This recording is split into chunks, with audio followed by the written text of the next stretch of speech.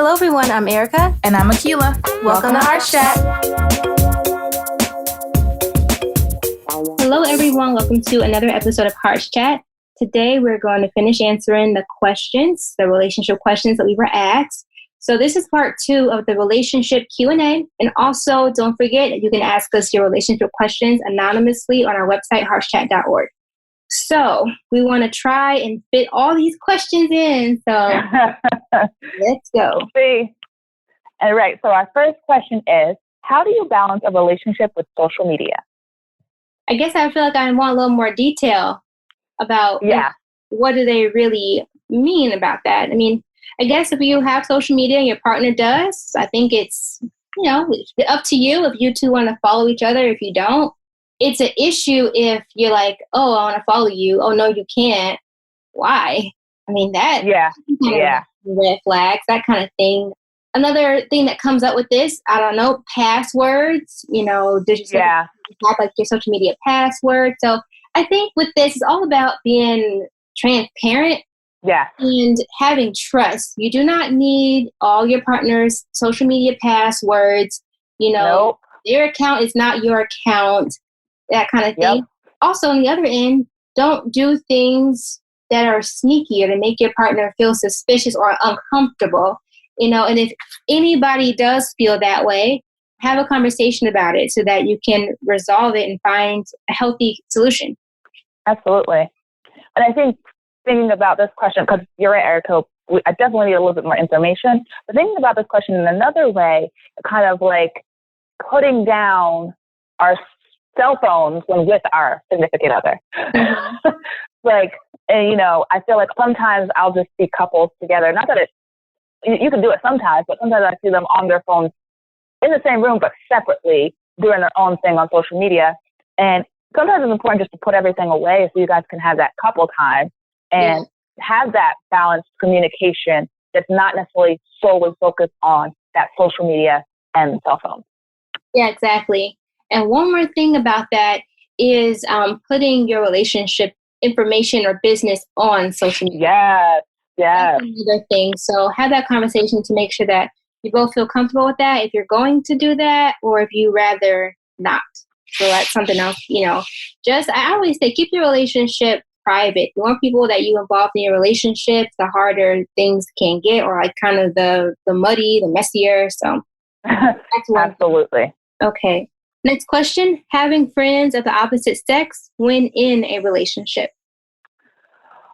This is a hard one for a lot of people. Mm-hmm. And that's simply because, the whole saying, you can't be friends with the opposite sex because that person either wants to sleep with you or do all of these other things that could break up the relationship.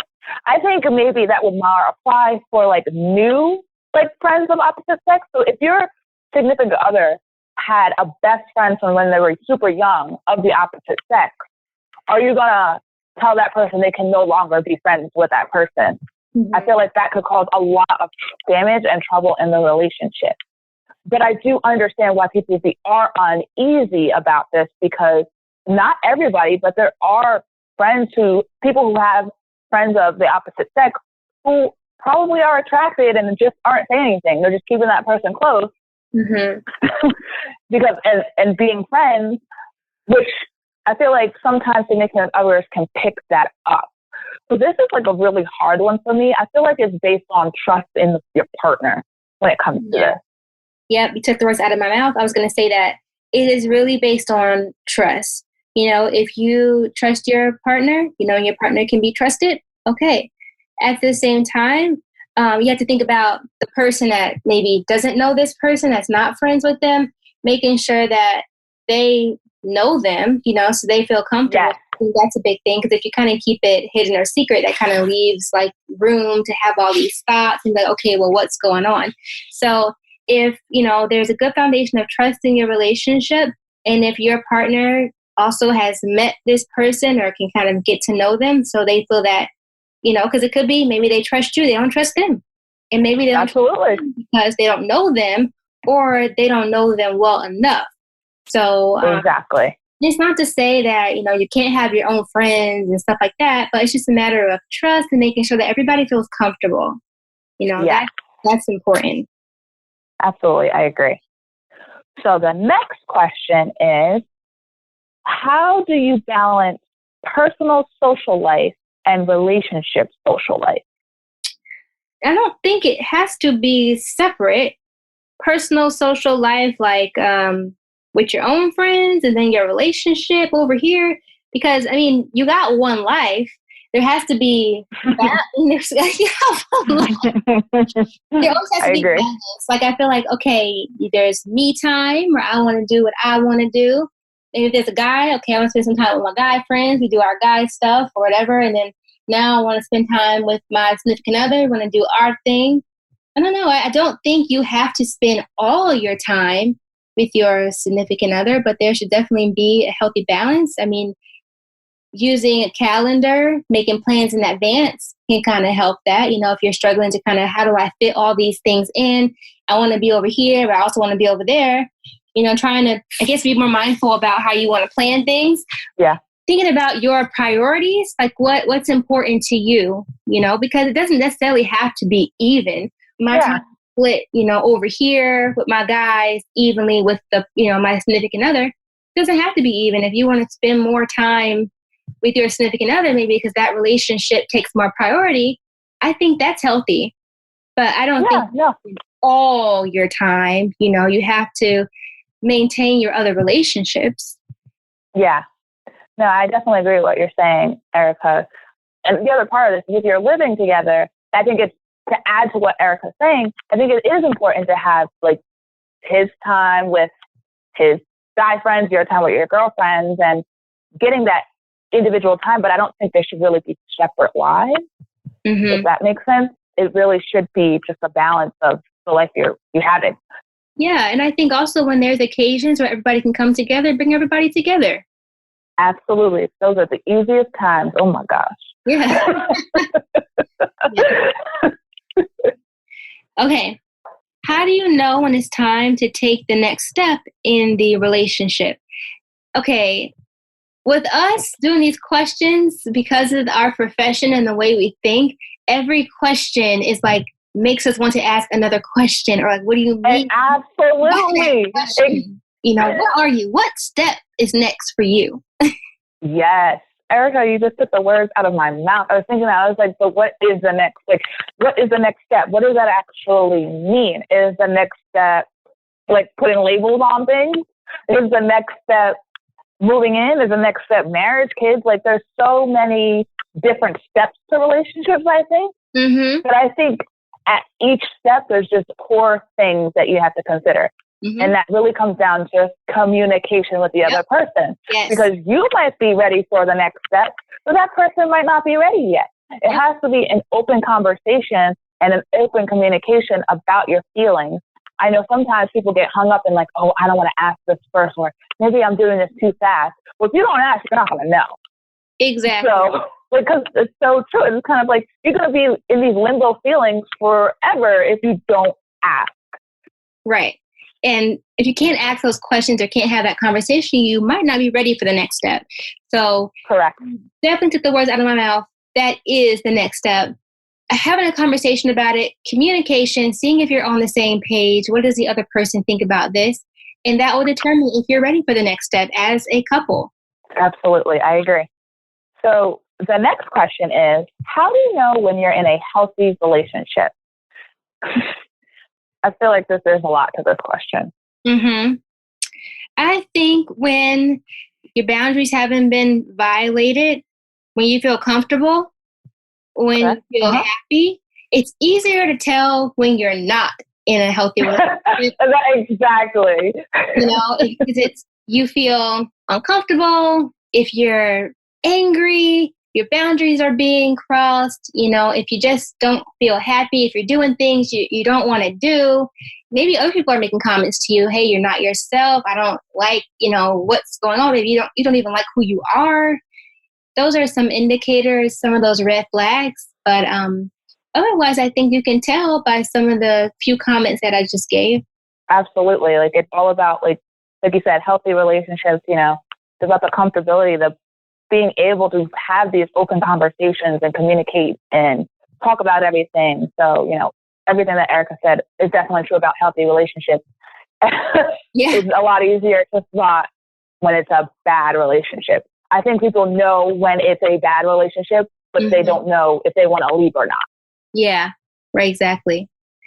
And I also think, just to add on to what this person's asking, if you can feel like you are being yourself, like, oh, I could be myself, I can be me, I can be comfortable, this feels good. Absolutely. Okay, so next question. When is it appropriate to discuss love languages? Wow, another love language question. I really would say at any time. Well, like, I think part of this is, it's really about figuring out where in the relationship you are. I wouldn't say sit down on your first date and go over the love languages. I mean, because that might kind of throw some people off, like, oh, you're already thinking about the future. I don't even know if I like you yet. Like, nothing. I think it's a very important conversation probably to have when, like, during like that time when you're like really starting to get to know each other, but not, I don't know if it's best to have it right off the bat.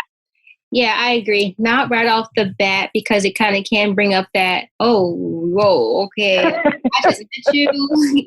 Love can be kind of one of those things, but I think it's best, like we have been talking about, talk with the person you're with. Just, you don't have to bring this up, but you kind of gauge like where you are in your relationship, talking about those kind of where we are and where we're headed. Absolutely. Because it's almost like you don't, like, okay, if you're like already in a relationship and you're in love and you know that, go ahead. I mean, anytime, go ahead, go over it. Take it more than absolutely changes. It's difficult if you're in like the beginning stages of your relationship, because then there comes like rejection or, things like that. Or then what if you try to downplay it and be like, well, I don't love you or nothing, but I don't want you to get the wrong idea. I didn't say that, but I don't want you to get the wrong idea, but let's do the quiz.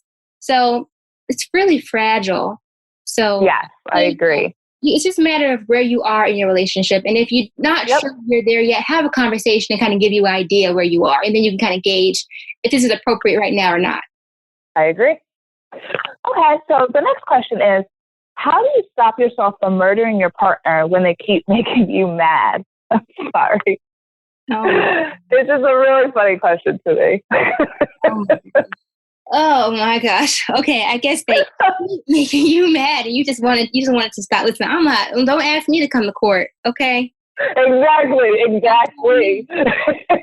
So, you know what? With that one, if it's just not, if somebody just keeps on making you mad and making you mad, on one end, you got to check yourself. Is it you? Is it something within you that can't manage that, or something going on that you're stressed about a whole lot of things, or is it this person, just isn't a good fit for you? They're doing things that constantly makes you upset. Maybe you've communicated with them, but you don't like this. They keep doing it.